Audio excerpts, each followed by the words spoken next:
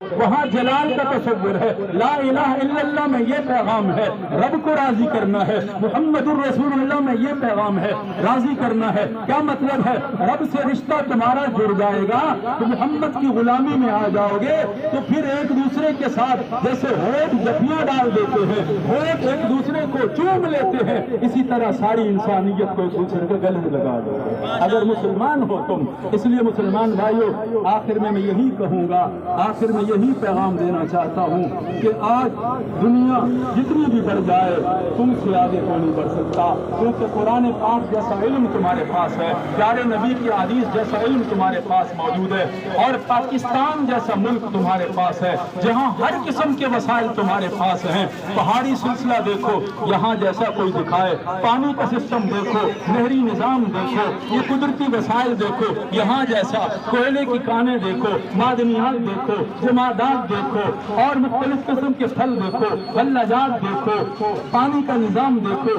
یہ ساری نعمتیں کیا تمہارے پاس نہیں ہیں؟ ہر قسم کے ہمارے دفاعی انتظام اتنے مضبوط ہیں۔ جنگ بیٹھ کی تاریخ پڑھ کے دیکھنا، جو اعلان ہوا تھا ہندوستان کی طرف سے صبح کا ناشتہ لاہور میں کریں گے، تو پھر کیا ہوا تھا؟ ہمارے بحریوں نے کیا کیا، بحری والوں نے، ہمارے فضائیوں نے کیا کیا؟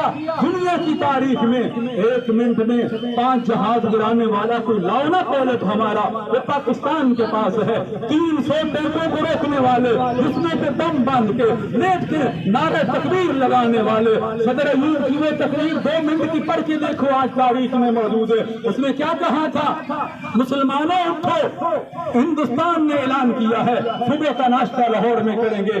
میں یہ کہتا ہوں، تم ایک اللہ کو ماننے والے، ایک نبی کو ماننے والے، ایک قرآن کو ماننے والے، تم ایک امت ہو، اٹھو ذرا اور بتا دو ان کو کہ مسلمان کیا ہوتا ہے، اس کی پاور کیا ہوتی ہے۔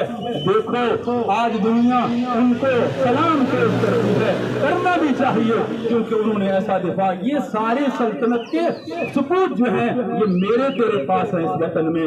اس لیے مسلمان بھائیو، کھیل کا میدان ہو، ارشد ندیم کو دیکھ لے، فضائی میدان ہو، بحری میدان ہو، ہم ہر ایک کو خراج عقیدت پیش کرتے ہیں۔ اور